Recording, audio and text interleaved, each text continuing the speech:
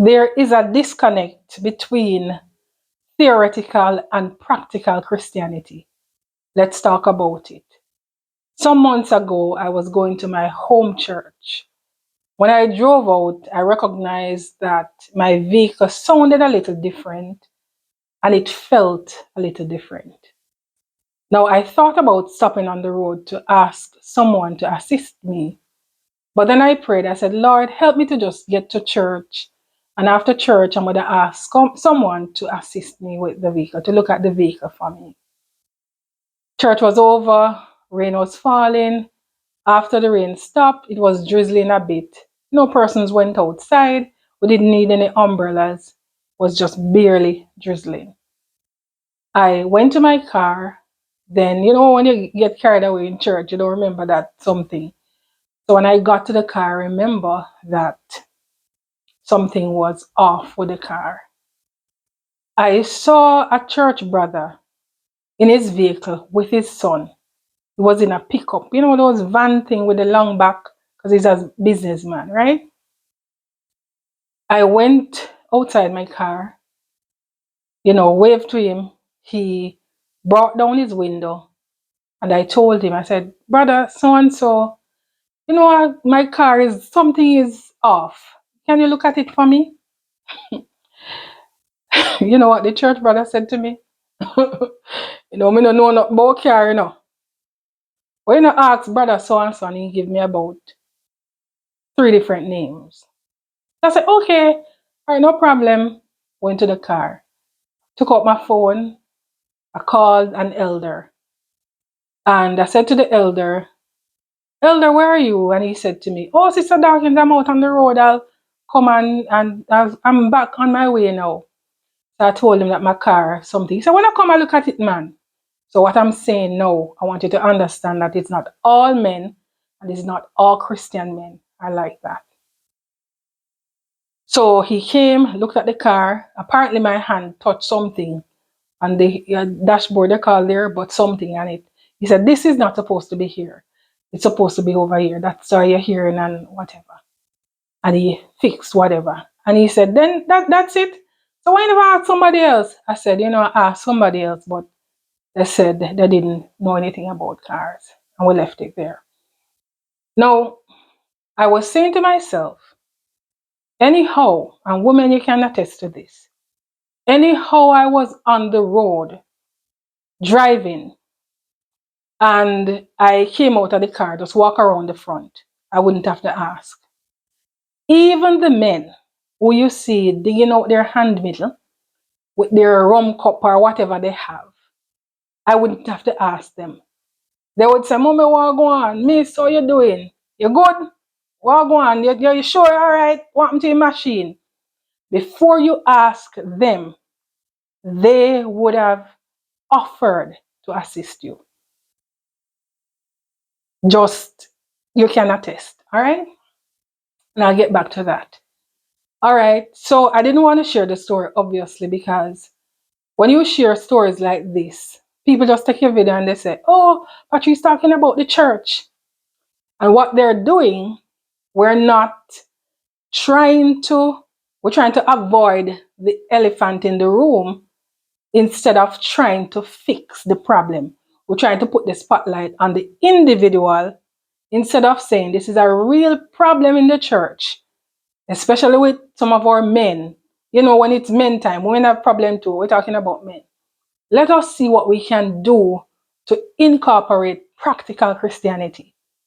They try to make it about you instead of about the issue. And then sometimes people say it's an isolated incident. No, it's not. It's not. I've gone to church and the church brother just leave the door on me. I'm going to share that another time. Go to the supermarket, a worldly man, he's holding the door. Make sure you come out. And obviously, it's not everybody. Now, somebody might ask, then why you bring it up? You know why I brought it up today? Today, I came out, went out to my vehicle, started the engine. Something just said to me, look in the bonnet to see if everything was okay. Now, the engine is on, I'm looking in the bonnet, I heard a vehicle blowing at the gate. I looked up, I said, hello, you good? You good? That's what the man said in the vehicle. He didn't stop there. He drove down to my gate. He said to me, no man, you good? Me just checking to me see you in the bonnet. Now, his reason for asking me if I'm good is because as a female, he sees me looking in the bonnet. This man is not a Christian. You know how I know? Even though I only seen past, I don't know his name. I don't know where he lives, but I've seen him before. But I know he's not a Christian because, and I'm not downgrading him. I just want to show you that I know he's not a Christian. One day I was upset and I heard him using all sorts of expletives. But just to show you the disconnect between Christian men and men who are out there in the world. You see how ironic it is? This man is a worldly man. He saw me in my yard looking in my bonnet and he came and he asked me if everything was okay. I was on the church compound. This brother is a church brother who always in the church singing glory hallelujah.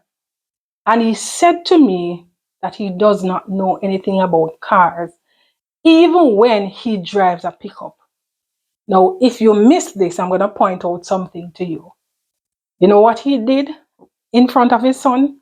As parents, we have to recognize that things are more caught than taught. And so what he did, his young son who was in there is about 11 to 13 years old. He is telling his young son, and when a woman, a lady, a girl comes to you and say to you, something is wrong with my car, just tell them you don't know anything about car. That's exactly what he's going to do because you are his example. This is a man who is married and the man says that he doesn't know anything about car. You know what would be better if this Christian godly man, you know what would be better for him to do?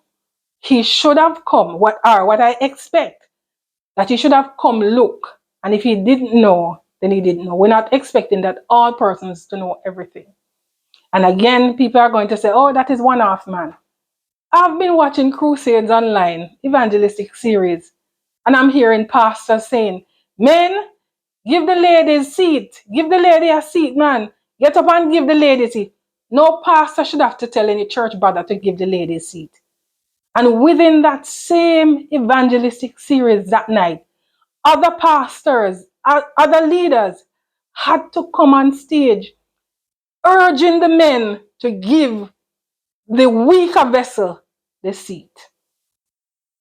There is a disconnect between practical and theoretical Christianity, and we have to start addressing these things. There are persons who will say that there are women in the church and they're looking outside, and that is not biblical, and I only work with what is biblical, so I'm not condoning that. But the men in the church, many of them, they are only theoretical Christians.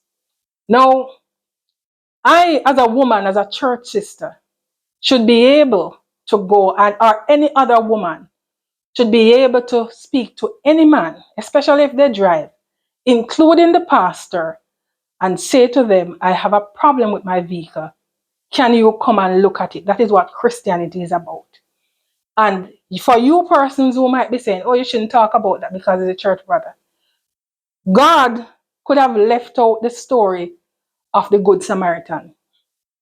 Or if he didn't leave out the story out of the Bible, he could have left out the part where the priest walked past the man who needed the help, the man who was beaten up. The priest was too busy. And it's not applicable, but it's being practiced today. Ladies, I'm going to end with this.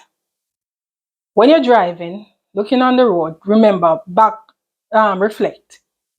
How many times, 9 times out of 10, when you have a flat tire or you break down whichever area, who is most likely to stop and assist you with that tire? Is it a pastor or a Christian or a man in the world. And I'm asking, where is our practical Christianity? Is it that the pastor is too busy or is too high to stop on the road and assist a church sister whose vehicle, is down? Is it that a Christian man is too well dressed? 9 times out of 10, I want to say 10 times out of 10, but I just leave in a little room. It's a person who is worldly, who is in the world, is most likely to stop and assist when something is wrong. We have to recognize that how Christ was a carpenter. He assisted people, he taught, he fed, he did the practical things. Christianity is not about theory and we're hearing. We need to be also doers of the word. Again, there's no reason that I should be on a church compound at my home church, ask a church brother, and he said to me he doesn't know anything about car. While persons who are out there in the world, you don't even have to ask them. They are willing and able and ready to assist you. And we have to ask ourselves, who really, are hearing the message? Who are the persons really hearing the message after message, Bible being preached? Is it these persons who are on the roadside smoking the weed and drinking? Or is it these persons who are in church week after week, day after day? We have to apply practical Christianity. Be blessed, stay blessed, and be a blessing to others. I'll see you in the next video. Bye.